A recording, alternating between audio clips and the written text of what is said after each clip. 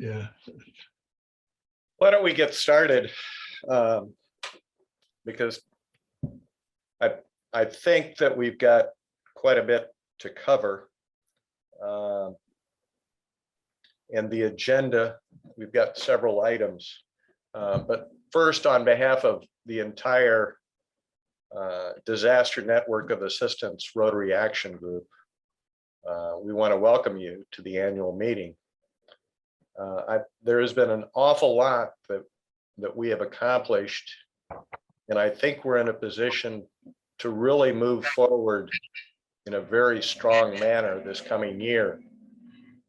So I welcome you, and the indication of your willingness to participate with the Rotary Action Group and take us forward. I just drove in from the Gulf Coast, Randy, so I enjoyed the warmth down there, but it's just as warm up here in Illinois. Let me just start into the agenda and go through. I had prepared minutes for the annual meeting last year, and being gone the last 2 weeks, I don't know what transpired with them. But let me outline what transpired at the standard annual meetings that we have. We announced the results of the nominating committee and the election to the board. And we did that last year and confirmed those who had been elected to the board. The board of directors then, at their first meeting following this annual meeting of the membership, selects the officers. And we have readjusted our bylaws and our procedures so that we have 3 classes of board of directors, and they serve staggered terms, each for 3 years. So we are not losing all of the board members all at one time.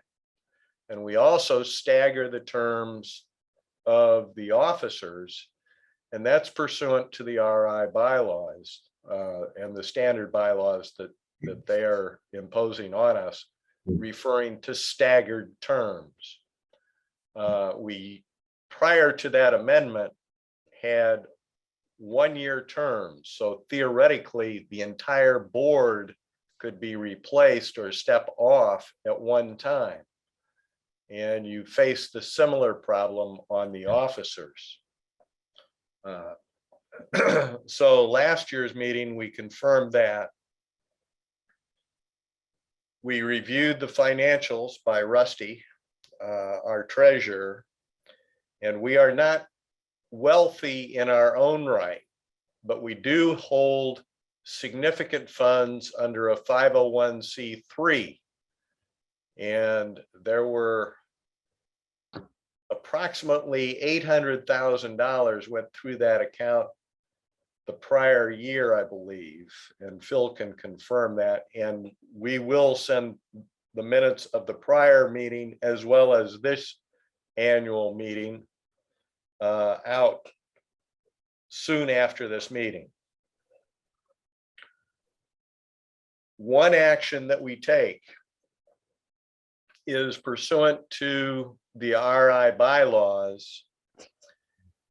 We have, as I mentioned, significant funds through the 501c3, but our operating funds within the RAG itself, which are not donor designated or restricted purposes, are very small. And RI and the board of RI allows 2 different methods to review the finances on an annual ongoing basis. Number 1 is an independent review of the finances by a certified public accountant. And that can be most expensive. In general discussions with the board, it has run in the neighborhood that we have seen, starting at $2,500 and then going up. Jeez. Our board, since we are reviewing and having the 501c3, we have a system in place that can monitor to the penny where the dollars are expended out of the 501c3. And we have, Phil can attest, we have been visited by governmental officials proving that we are not using offshore accounts and laundering money for any entity, that these are all legitimate purposes, and we can detail the projects, the funds, and where they have gone to on a regular basis. But the second, you can either do the independent accountant, or you can have a financial review committee composed of, I believe, 4 people, 4 individuals, 4 Rotarians, and they review the finances and the procedures of the Rotary Action Group. And we have normally been able to prevail on those individuals serving to serve without compensation. And this is an option that the RI board is giving groups to be able to do, recognizing the extreme expense of an independent audit. We do feel on the board of DNA RAG that eventually we should be doing this every 3 to 5 years on the 501c3. Even though we have the protective measures in place, we feel a fiduciary obligation that we should be headed towards this and be collecting funds in order to do it. But the first item up for discussion at this annual meeting would be a recommendation coming from the board of your Rotary Action Group, recommending the use of a financial review committee. And the annual meeting has the opportunity to determine, no, we want to go the independent audit at the expense involved, or we will go the financial review committee. So the chair would entertain a motion in regard to where you want to go.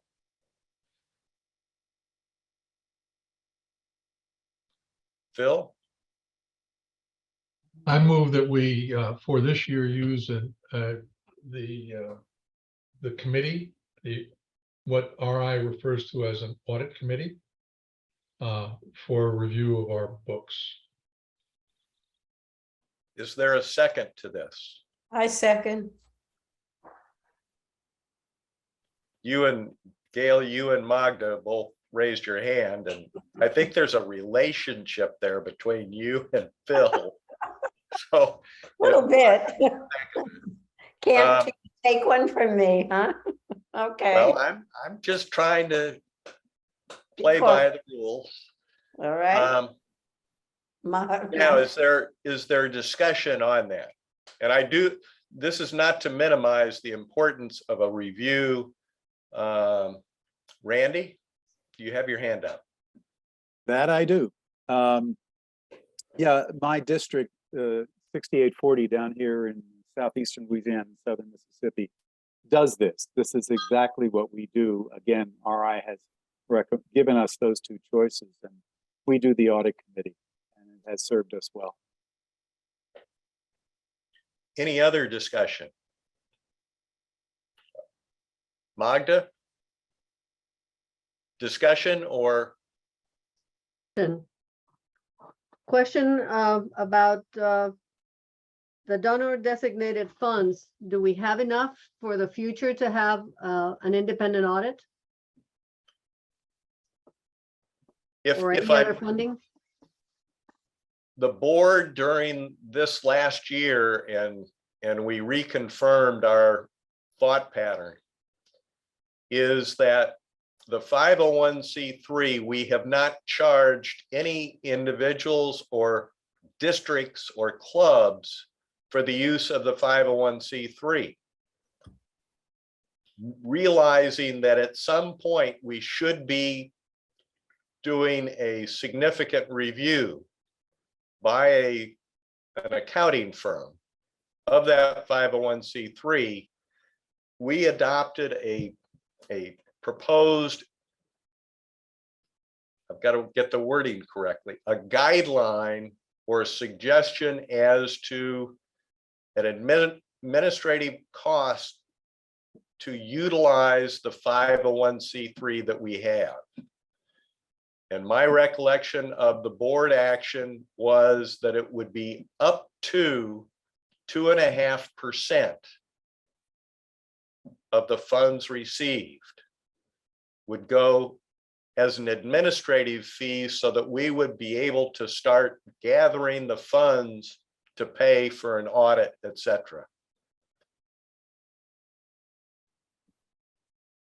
Thank you. And members of the board, if I'm speaking incorrectly, please correct me at this point so that we can properly guide the members. Am I correct? You're accurate.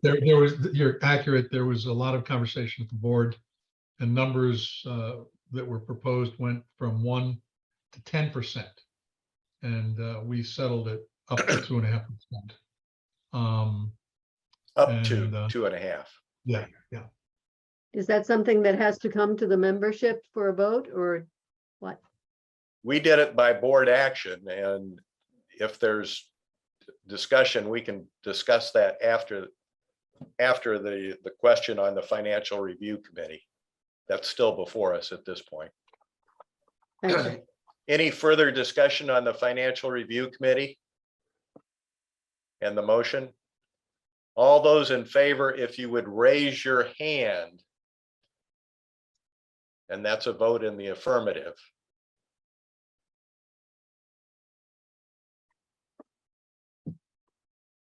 Looks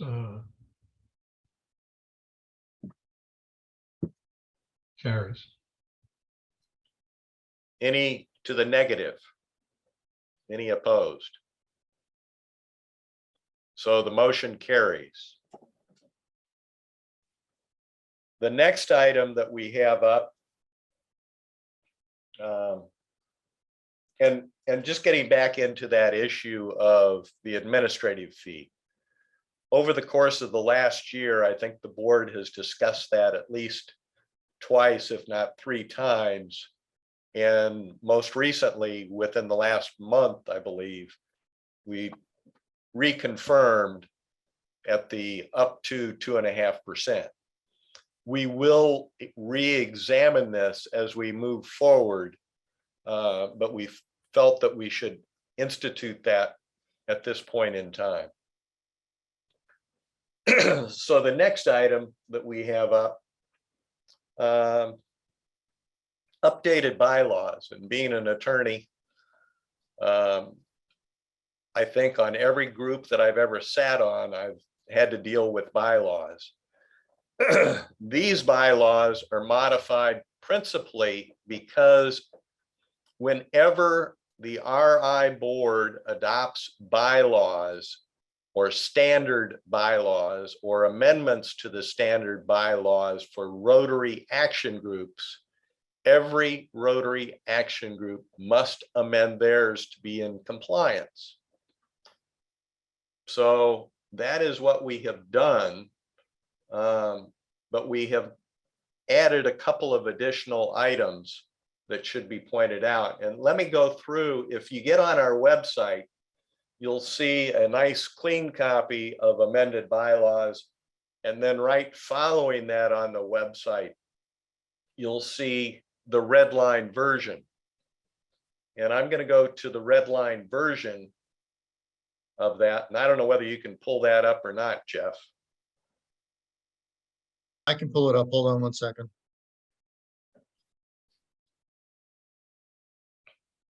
Can you see it okay? Got it. Yes. Okay, the first amendment or amended portion comes in regard to membership. And we are now able, Rotary action groups are open to any interested individual, and membership is also available to Rotary and Rotaract clubs and districts. So number one, it's any Rotary club and it's any Rotaract club and any Rotary district and Rotaract district or entity. So that was a major change. That just incorporates the concept of Rotaractors being in and acknowledges that clubs and districts can be part. The second amendment is Article 4, the Board of Directors. And what they've done is split. It used to be combined on a lot of the materials in regard to Board of Directors and officers. That was in one paragraph, and now they've split them. But section 4.2, technically, your board members are limited to 6 consecutive years of service. And the concept there is we need to spread the wealth and spread the leadership within Rotary action groups, and you shouldn't have one individual serving as chair of the Rotary action group for 20 years.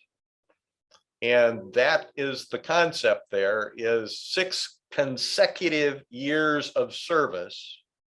And then you've got to sit out 3 years.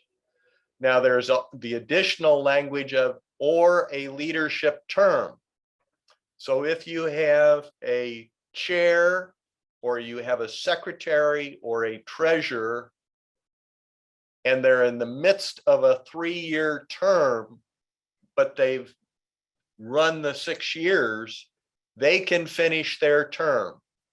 So they're going to be able to, if they've got a 3-year term, they're going to be able to complete that in spite of or tacked on to those 6 consecutive years. The next amendment is in Article 5, officers. We switched from the standard of chair, secretary, and treasurer, which are your standard officers in entities. And we now have a 4th one, and that is a technical officer. And the technical officer is the board's concept, RI board's concept, that we want to integrate the cadre of TRF into Rotary action groups. We want to develop expertise and cross-pollinate the expertise of the cadre in with Rotary action groups. So that is the addition of the 4th officer. Now, all officers shall be active Rotarians, Rotaractors, or Peace Fellows. Remember that any individual may be a member of the Rotary action group, but only Rotarians, Rotaractors, or Peace Fellows can be the officers. Okay. The Board of Directors.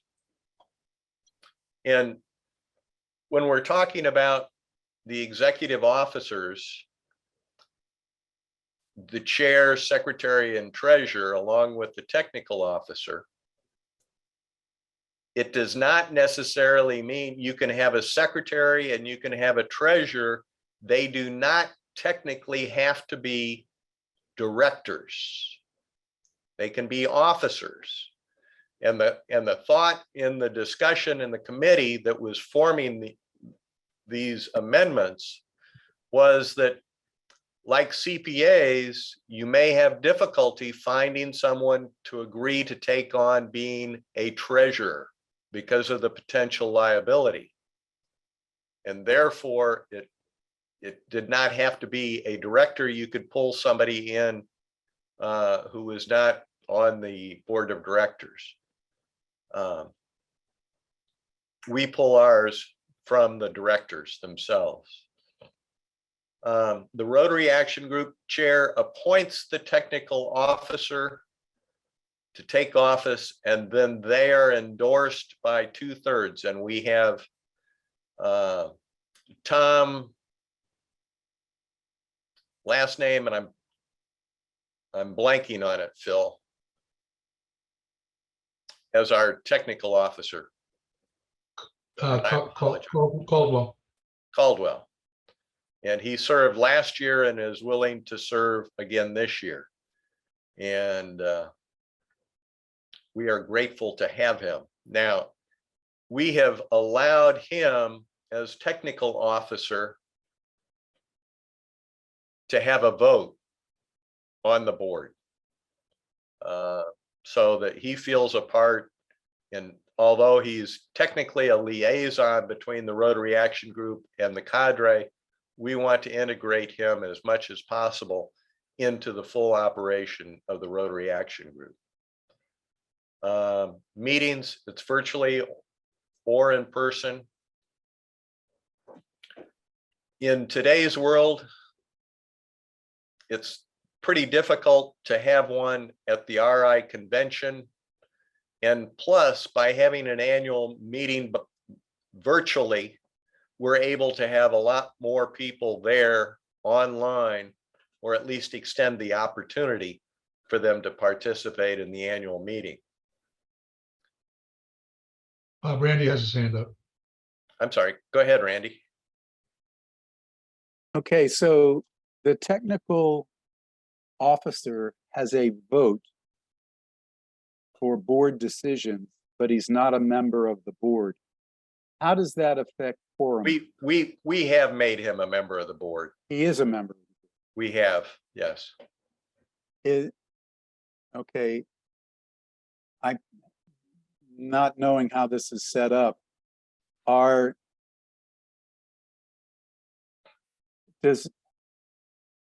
board members have to be elected? I'm just looking for consistency in the bylaws.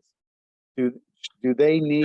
There is an inconsistency from the standpoint that technically the way the RI bylaws are written is I appoint, or the chair has the power to appoint the technical officer.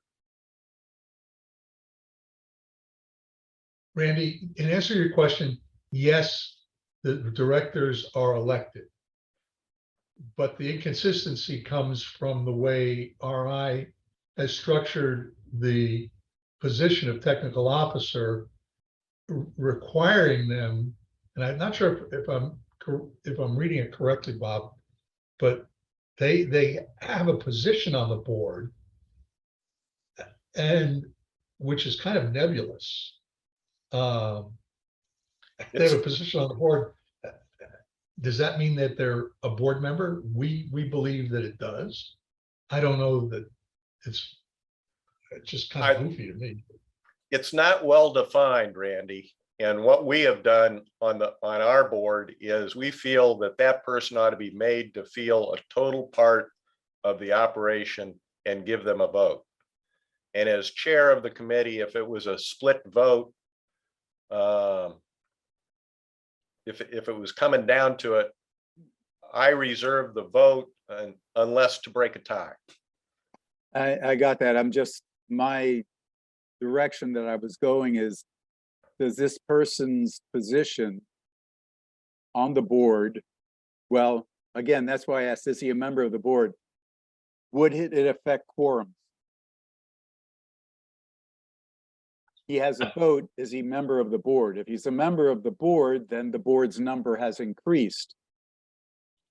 If he isn't a member of the board and he's technically, we have allowed him to vote and counted it as a vote, but the bylaws do not say he is a member of the board.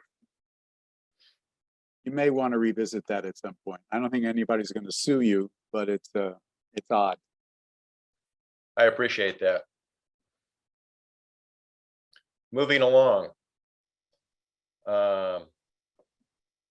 Election of officers, election of directors, Article 7. Where are we here? Let's see. Well, Article 8 is officers. Well, we've got modifications into the election of directors. And what we've said that all nominees must indicate their willingness to serve prior to their names being submitted to the nominating committee. So as soon as the nominating committee receives it, they know that the individual is going to be willing to serve. And I think that was, we may have inserted that one as opposed to all of it, but you mean all the Rotary action groups. Then move on down, if you would. 7.3 may be something new to everyone. It may not be to some of the PDGs, but this is a catch-all clause for campaigning. And Rotary is a little different than a lot of different organizations because of this provision.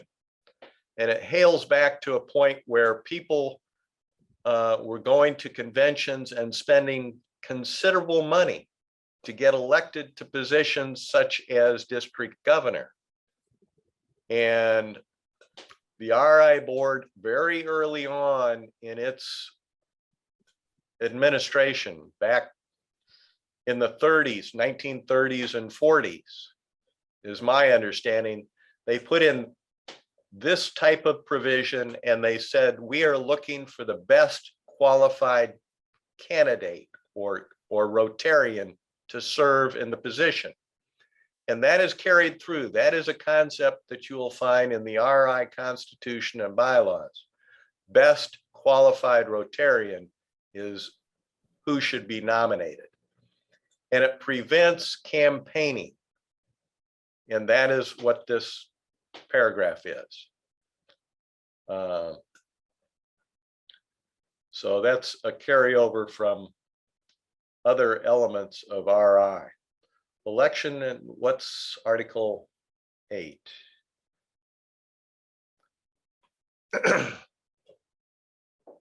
Section 8.1, once again, the chair may appoint secretary, treasurer, and technical officer.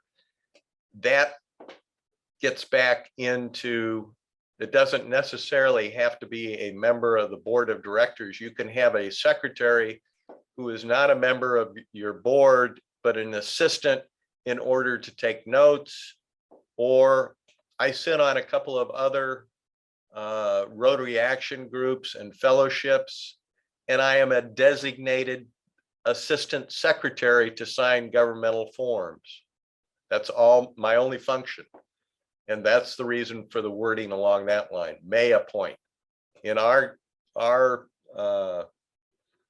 Rotary action group, the officers are elected following the annual meeting.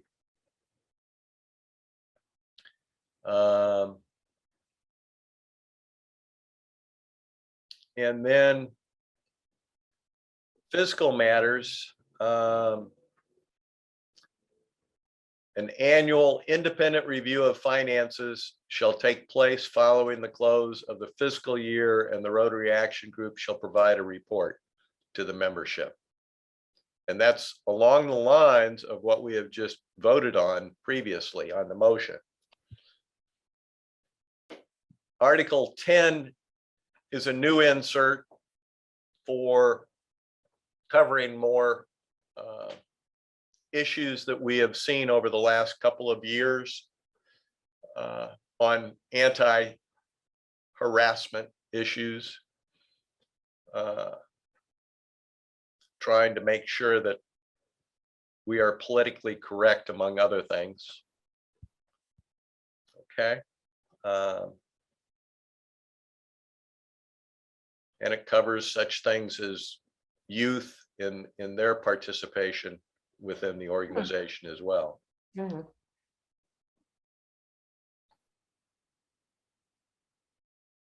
Okay, scrolling down.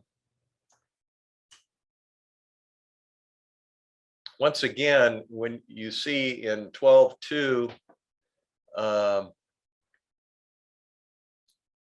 whenever we amend the standard bylaws promulgated by the RI board, we have to report back and get their approval. Okay. But they are not to be in conflict with the overall standard bylaws. And then we, in order to cover some of the issues that we have seen within the Rotary Action Group, we developed some procedural policies. One was to establish those staggered terms, the classes, the 3 classes, and that was the first one. The second one that we are highlighting here, redlining, upon having 3 consecutive unexcused absences for board meetings, a director shall be deemed to have resigned as a director. In other words, the director is taking that action. The board and the Rotary Action Group is not the group making that determination, really. It's the action of the director by not asking for an excused absence. But to give them a fairness portion, we must notify them that there have been at least 2 consecutive meetings, and the next one could cause them to terminate themselves as a director.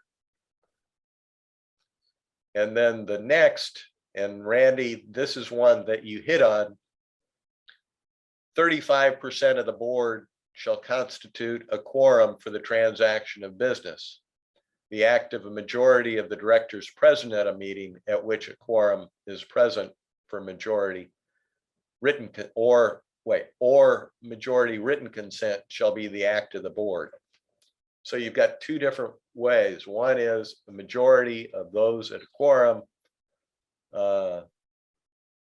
or a majority written consent.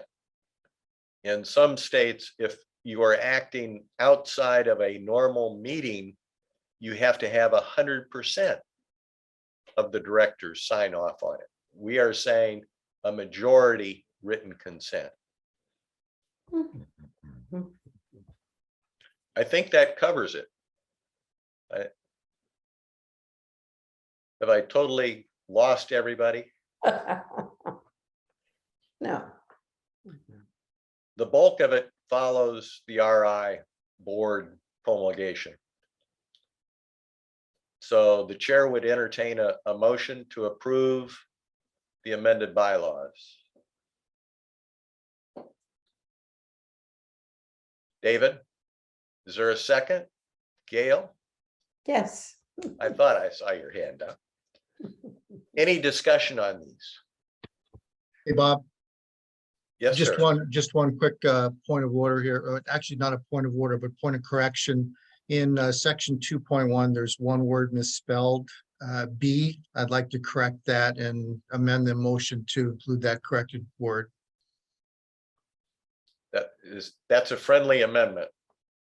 Absolutely. Is that okay, David? Gail? Yes. Okay.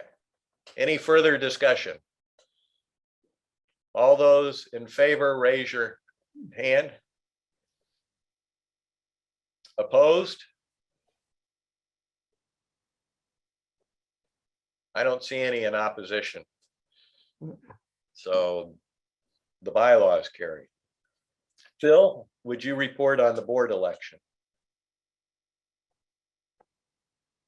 Yes, I'm sorry. I'm trying to get Rusty on, by the way. He's struggling. The notification went out to the members requesting nominations. The nominating committee polled those who were eligible to stand again for re-election to the board at the culmination of their term. And I believe this year's class was people who had served a 2-year term based on the staggered, because when we started, we had one group with a 1-year term, one with a 2-year term, and one with a 3-year term. All of those who were eligible to be reelected indicated in the positive that they wished to have their name put in nomination again. There were no other nominations forthcoming from the membership. Therefore, the determination of the nominating committee was that those people who had indicated that they were willing to serve again were duly nominated for a 3-year term.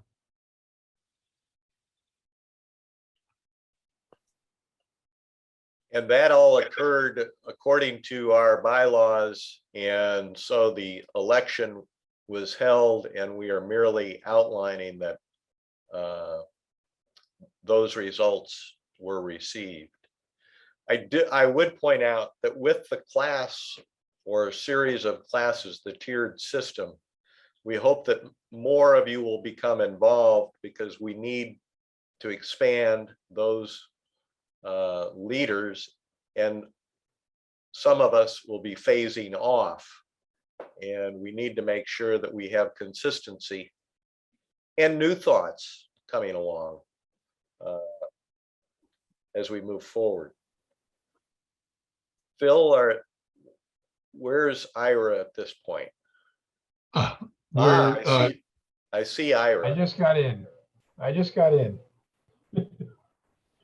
Do you want to give a brief report on the financial status? How brief? We collected a lot of money this past year. I don't have the financial statement in front of me, but we did, and I wish I had it in front of me. Phil, do you have that? I can tell you that as of, hold on a second.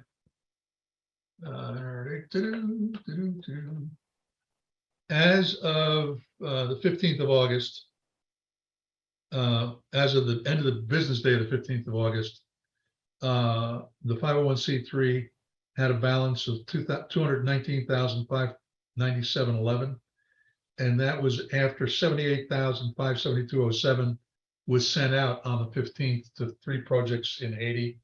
We're awaiting one more project.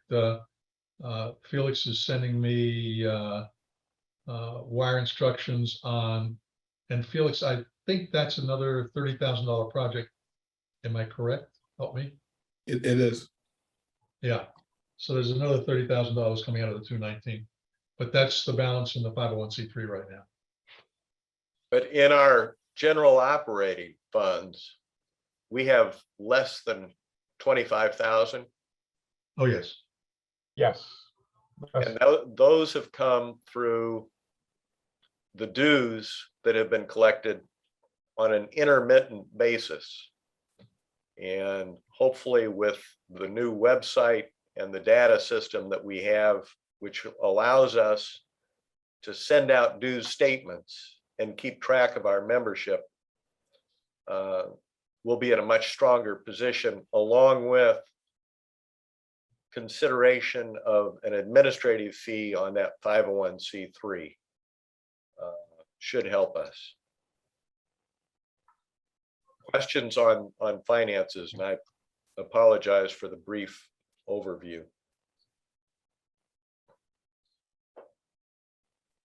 How much did you say was the balance in the general operating fund? I don't have a specific amount, but the only funds that have gone in for general operating to assist with the Rotary Action Group have been dues.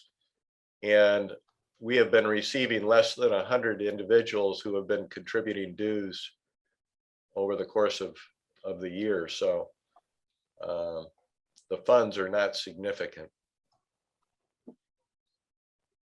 And Phil, will you be able to get Magda an amount, or Ira? Yes, we will. Yes. We are facing a time frame in October where each Rotary Action Group must prepare and file with RI an annual report. And that will include a financial report, a review of the finances through that financing review committee. So we can, at the same time as that report comes in, provide that to the membership. In fact, Bob, that's part of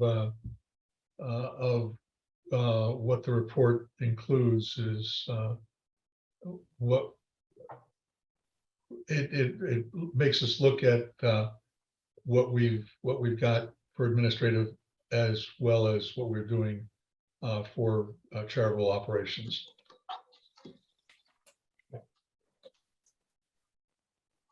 And Rusty and I will be working on that next month. And I'll be getting a Right. tax return done also. Yeah. On the agenda, we're reflecting on ragtime and the RI International Convention update.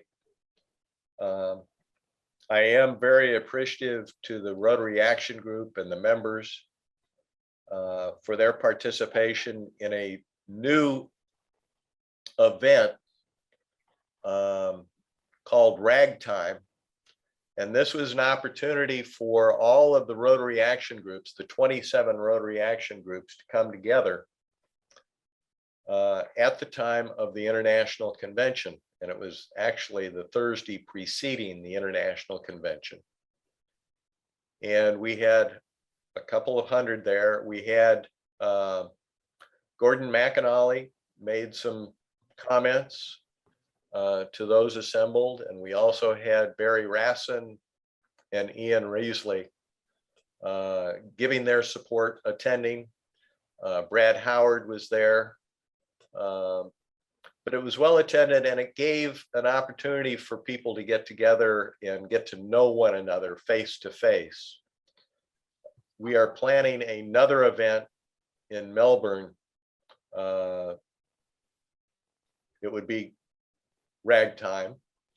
And so we're moving ahead, and we think that will be successful. I also want to extend the appreciation of the Rotary Action Group to Phil and Gail and David and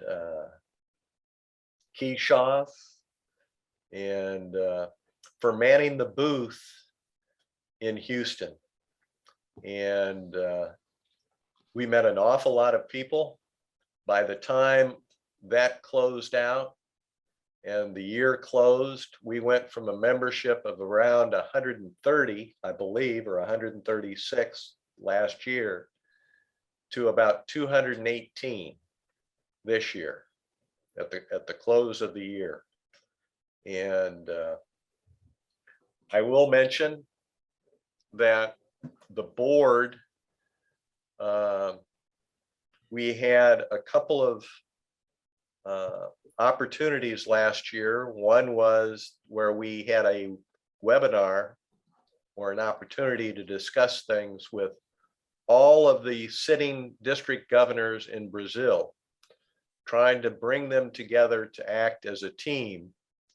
And we are hopeful with the trustee Marcelo and our fellow board member Enyo that the team will continue to work together, and we will be able to count on them should disasters happen in their area of the world.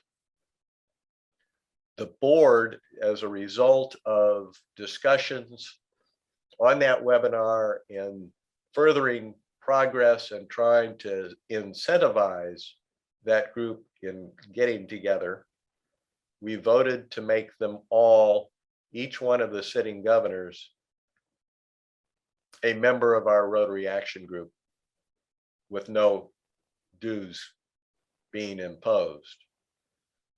We are still continuing to work with Brazil and trying to bring them into a more formal organization. And we are feeling positive on those efforts. Another item for general discussion down the road is the involvement of Rotaractors. And one potential is that to get them involved, we might offer them a 1-year membership without cost, trying to incentivize them to get involved with the Rotary Action Group, to become members and active members of committees and assist in training, etc. And at the end of the year, we send them a dues statement and they can join or not, or renew or not, but they would become members should they so desired. But we haven't taken any action on that. That's merely a proposal.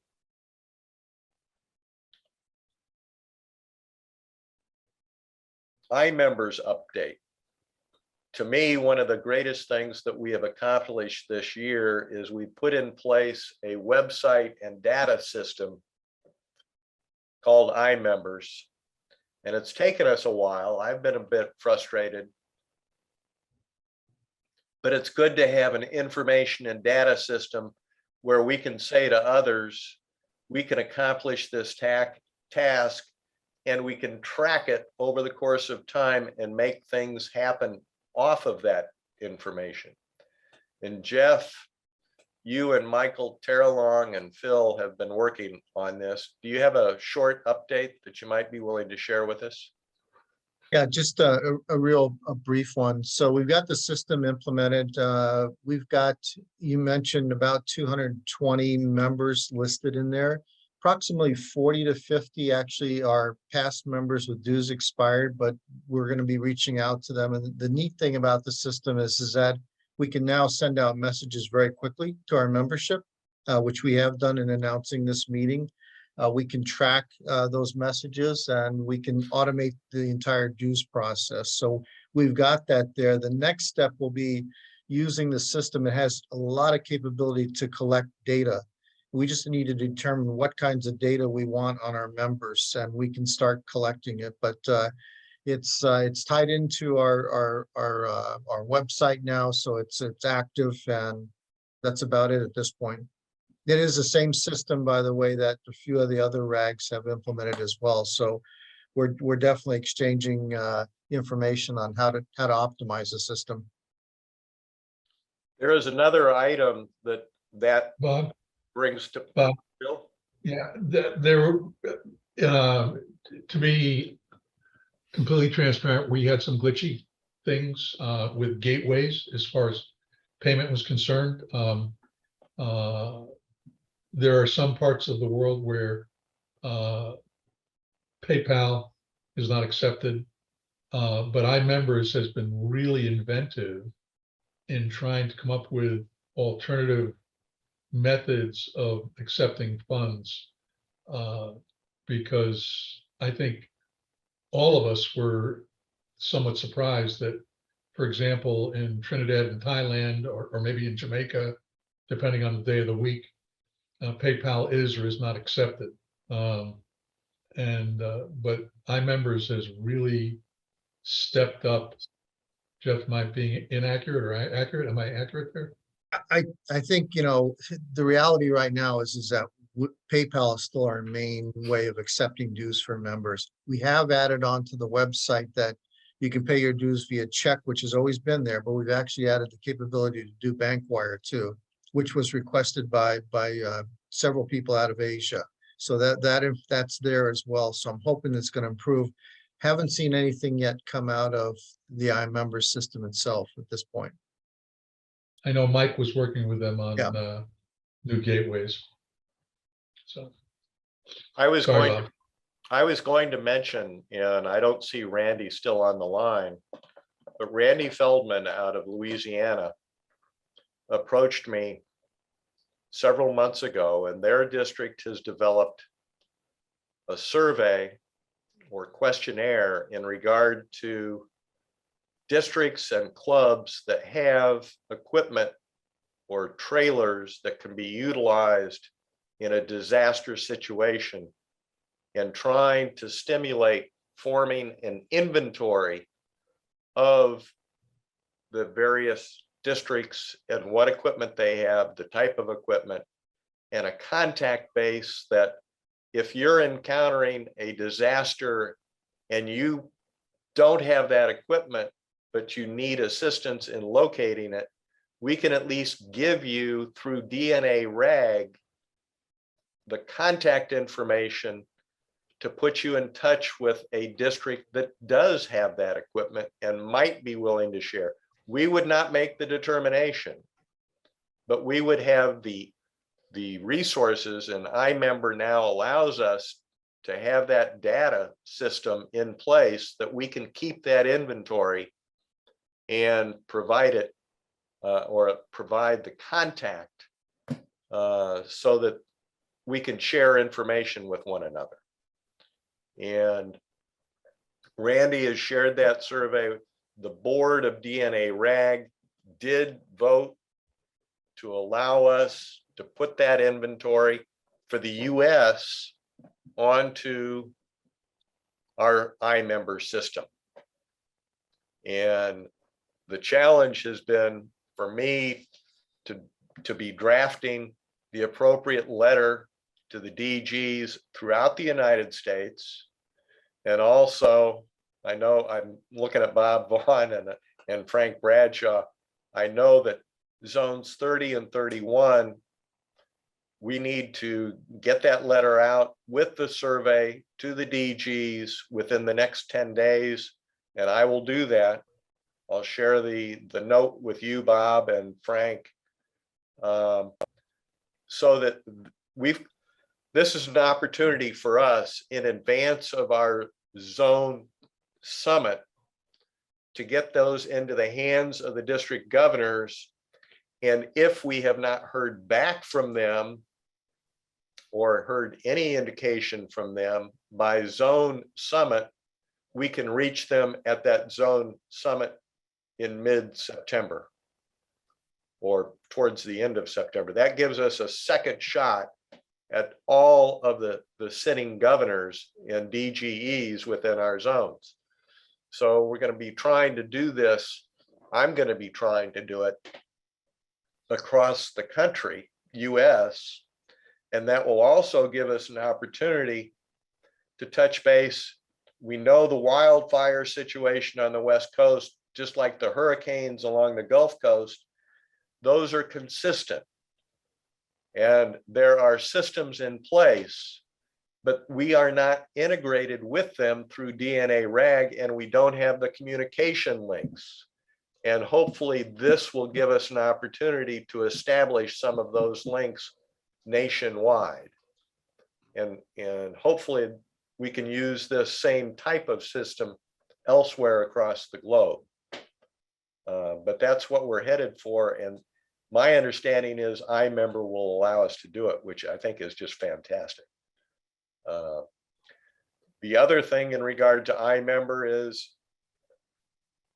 each of us has a different skill set. Some are good with global grants. Some have worked on response grants, disaster response grants. If you have, and you have the expertise, we now have a method to put you into the database.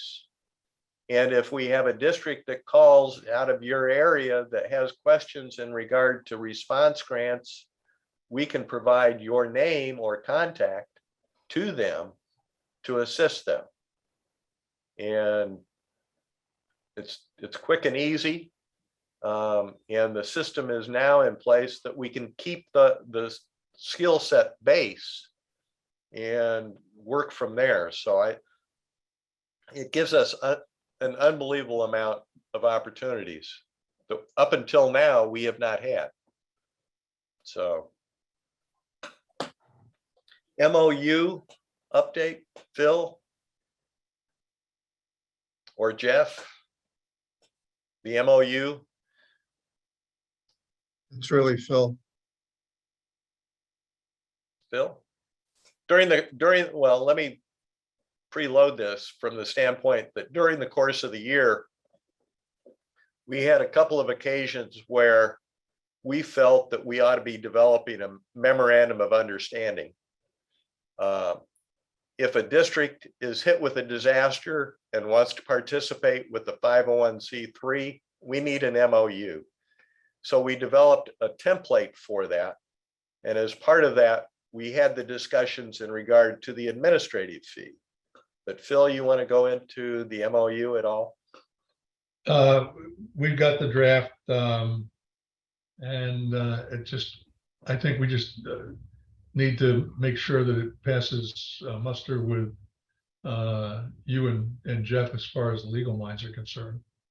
And as long as we know what the administrative fee is, we know what we've recommended relative to record keeping and using the app sheet app.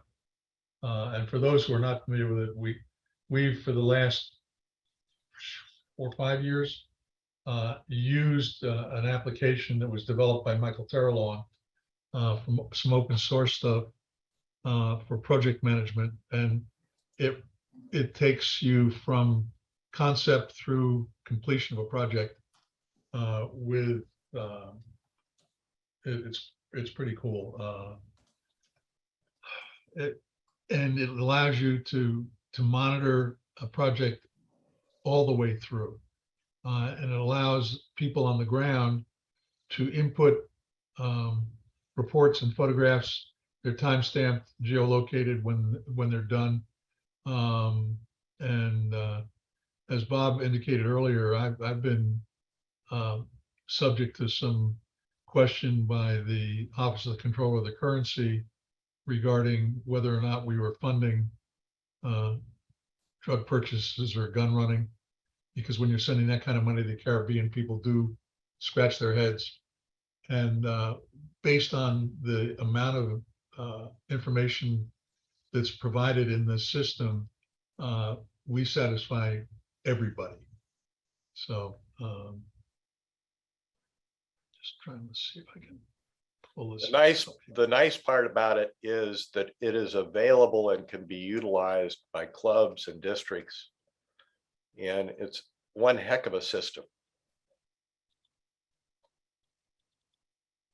Yes, it is. Jeff, I'm a co-host, right? You are, All right. should be able to share. Yeah, this is a screenshot of what's going on right now in Haiti under what's called HERC, which is the Haiti Earthquake Relief Committee. And these are the projects that are in process. And for example, the money that went out this week, 3030, this was right here. This is the project, and it's been approved. The club is Rotary Club of Camperin. This is the individual who's responsible for it.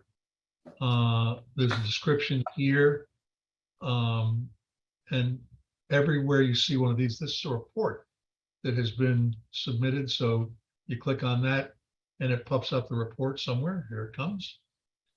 This is photos, project. This is all inputted in the field. Pretty cool stuff. And budget, pro forma invoices, signed application forms, the amount, what the dates are. This automatically pops up for the people who are responsible for this to follow up if a date goes by. They're on with the responsible party at the club level.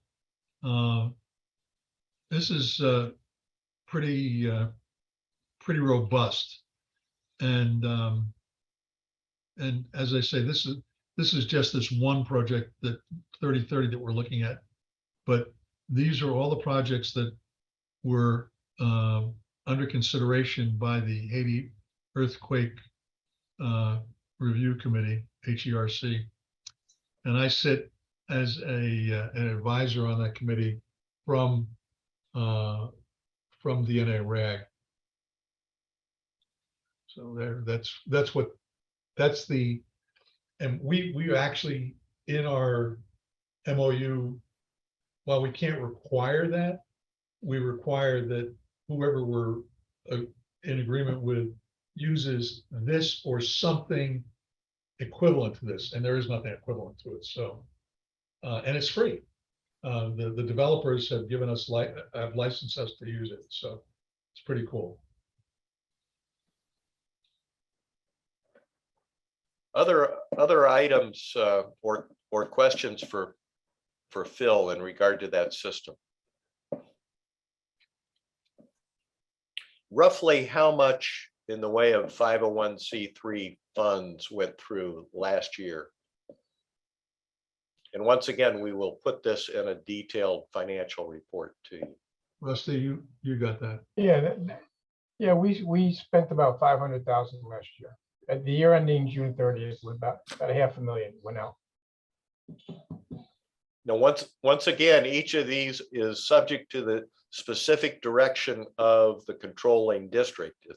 We didn't really spend it. We directed or cut the checks at the direction of the district or their committee. In all the years that I've been doing this, for whether it was Dorian or the 2010 earthquake or Ivan or any one of them, and I've sat on every one of those committees in an advisory role, I've never until this year thrown my opinion in. There was one project that was recommended or suggested this year, and I asked the question, what? Who's gonna, it just didn't make any sense. And when people stood back and looked at it, it was a matter of not having done a really good needs assessment up front. And I think Felix knows what I'm talking about, and he's smiling and laughing because he but by and large, we just sit in an advisory capacity. They tell me to pull the trigger, I send the wire, and it's done. I think that really covers where the board has gone and what the Rotary Action Group has done. But really, what we need your help on is you're coming back to us and saying, I'd like to develop standardized or form training materials that are effective in your area. If you're in a different area, feel free to set up a training program. What we used to call here in the US, a Rotary Emergency Disaster Initiative, a READY conference, which is the preparation training for those districts and clubs that have forgotten about how to prepare and what all is involved. And this does not have to be limited to the United States. We've got members of the board. We've got 6 or 7 countries represented on our board. And what we need to do is, okay, I'm driving home from the Gulf Coast and I'm listening to all the wildfire issues in Portugal and Spain. And you've had floods in Italy, and you've had flash floods and so on in the UK, among other places. Those are hitting the United States as well. But we can do the preparation or training sessions throughout the globe, and it does not have to wait on the board to reach out to you. If you have an interest in participating or putting together one of those, we've got a number of people that have put those things together in the past, and we're willing to help in any way we can. Once again, if you have experience with global grants or disaster response grants, we would love to know that. And if you're willing to help, and response grants, it's just knowing the process and being able to sit down and guide clubs through that. And a district governor through that process. There are materials that can be put on our website to share with others. If your district has a training manual or policies and procedures, application forms for expenditure or receipt of grants out of your district or club foundation for disasters, that's the type of thing that we need to be able to share with others. So if you're willing to assist in those areas, please step up to the plate if you would, and let us know. Also, if you're willing to work on a committee level or on the board level, we would love to know that, because we are going through the way we're structured. We will have people phasing out off of the board, and we need fresh blood onto the board. Questions that you may have for any of us at this point, any of the board members or myself?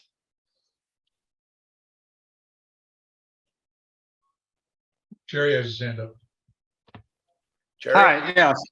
Yeah, I have, some experience in disaster training. I was on National Disaster Medical Assistance Team, Fire Department.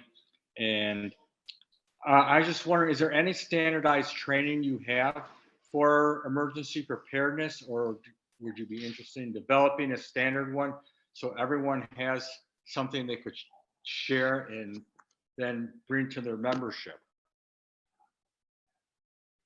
Are you okay? Are you referring to a club training structure? Yes. Yes. Phil has done it.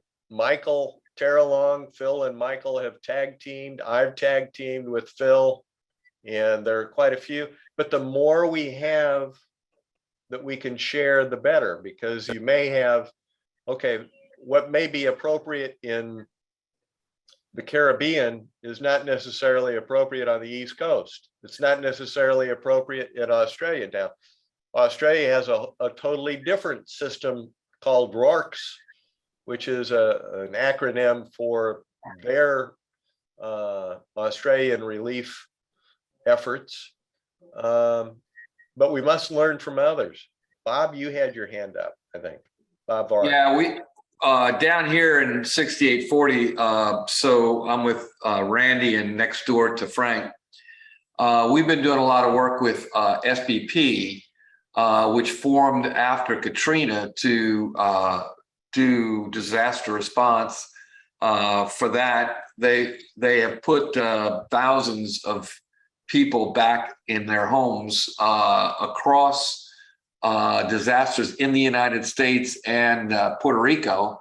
And they basically go to places where disaster occurs. So they have 7 permanent spaces now, or operations now, but they have a very detailed, scalable, and exportable process and procedures that they can take with them. We have one of their key staff on the phone. I don't know if she's able to unmute and respond to this, but I think they would be of great assistance to us.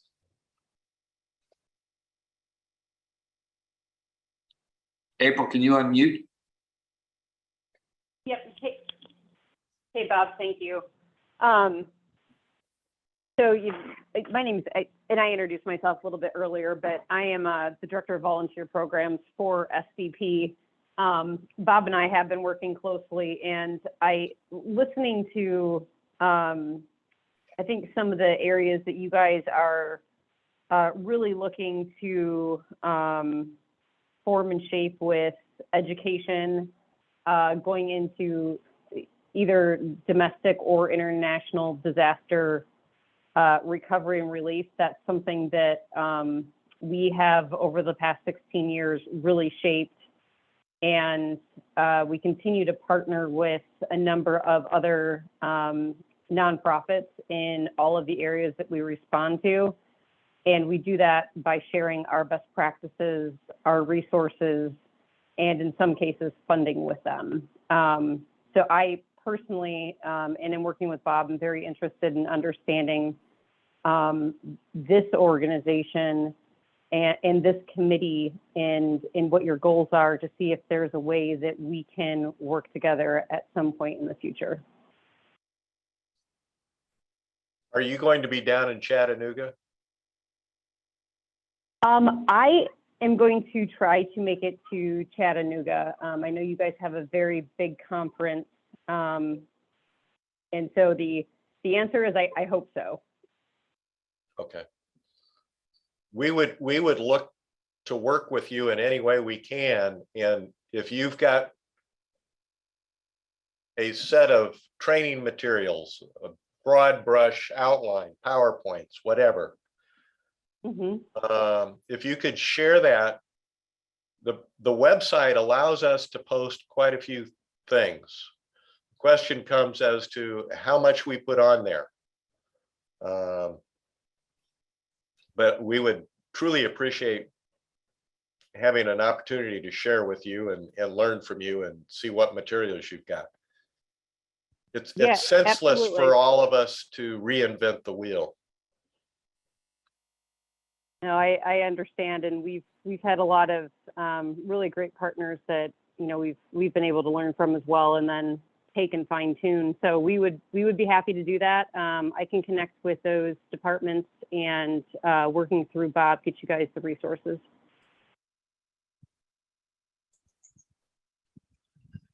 I appreciate it. Sure thing. Other Bob, comments? Yeah, Bob, in further response, Michael, as you said, Michael and I have done a number of these. In the past few months, I've addressed a number of clubs in my district, in neighboring district, and in the Caribbean.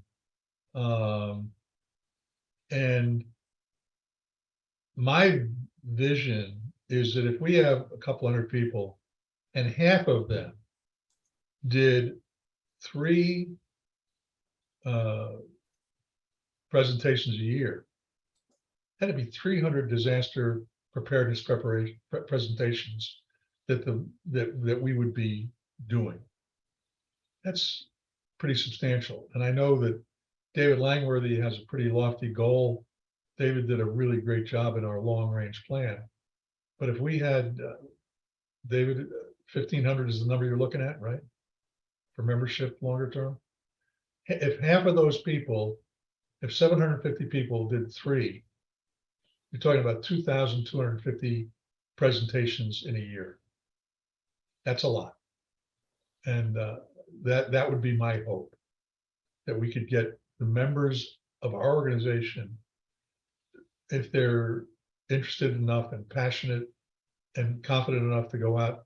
We do have on our website a PowerPoint of one of the presentations that Michael did. I think it's the one in English, not the one in Creole, because we did that in 2 languages. But this is the kind of stuff, and this is not the end all be all. If someone, Frank, if you got one, Bob, if you got one, let's share the wealth. Frank Bradshaw put together an excellent draft outline that he shared with Bob Vaughn and a couple of other individuals within the last couple of weeks. And that's the type of thing that we can post on the website that will at least give a starting point for any club or district or zone that is seeking to establish a structure for the training process. And that was excellent, Frank. It was. Other thoughts? We're approaching an hour and a half, and what I'd like to suggest is that we will be having our first full board meeting fairly soon. And we would like to get back, and we want to get you guys involved, all of you. And if you have thoughts of specific areas of concern or areas that you want to work with, let us know. But don't be hesitant if you feel that your district or clubs in your immediate area need that preparation and training, take the bull by the horns and move forward on that. And if you need assistance, let us know. We're there to help. But we need to get those stories out. And Omar has his hand up, Bob. pardon? Omar has his hand up. Oh, Omar? Yes, Bob. Thank you very much. I'm enjoying the meeting, and the information really is very useful. I know last year I expressed the desire to form a club disaster committee, but I was very busy with club presidential responsibilities, and we've managed to convince Wola, who is also here, to sign up this year, and he's quite experienced with the Red Cross, both as a volunteer and as an officer, both here in the Gambia and the UK. I was just wondering, do we have any structured regional representation, like zones or in districts? Because I believe that might help in generating a bit more interest. If we can organize it for our next district conference in Mali, by the way, we are District 9101. It covers 10 countries, speaking English, French, and Portuguese. But at the next district conference in February, if possible, we would like to, I'm thinking of having a stand where I would talk to people, we would try and talk to people to convince them to come on board, because this part of the world also has a lot of disasters. As I speak, in the Gambia, we had serious flooding about 2 weeks ago. This is an area that we've talked about, and we have been US and Caribbean centric.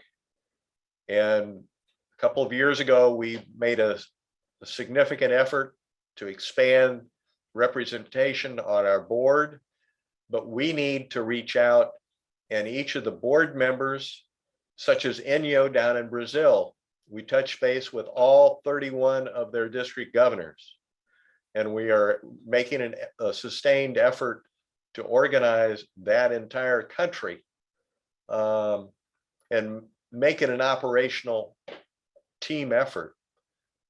That's got to be true across the globe. And Omar, if we can help you and if we can assist you in bringing team members aboard and develop a club or a district or an area preparation session, and having a committee that is effective in advance of the disaster happening, so that you're prepared to deal with whatever may be thrown your way, we're there to help you. Yes, thank you very much. That will be very handy, because from experience, when disasters strike in the Gambia, clubs don't know where to start. Although there's a problem with getting accurate information at times, information you can rely on to build on, because the coordination is quite poor.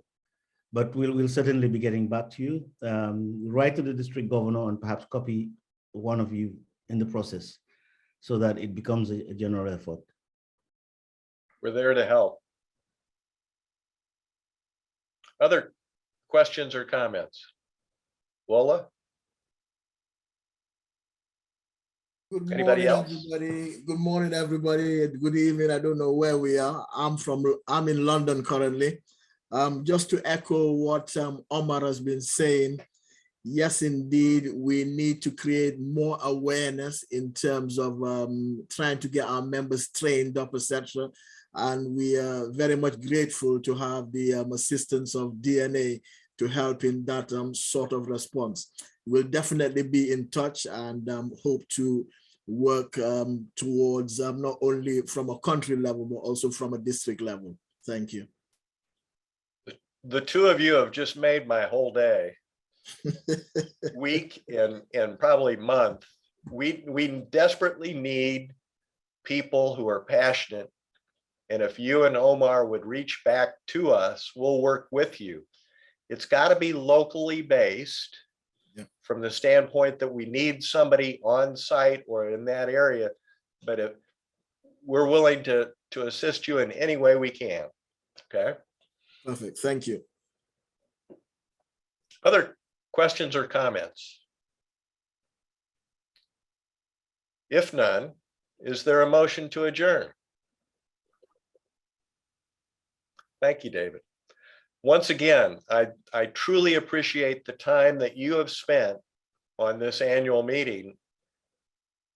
But I really hope that we can work together over the course of the next year and build larger teams, local group committees, and become even more effective than we have been in the past. So I hope our paths will cross soon, and I wish the very best for each and every one of you.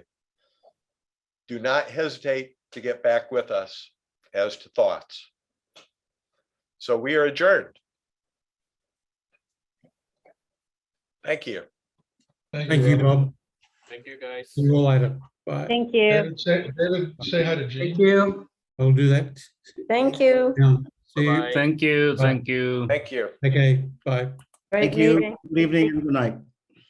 Bye. Bye-bye. Thank you.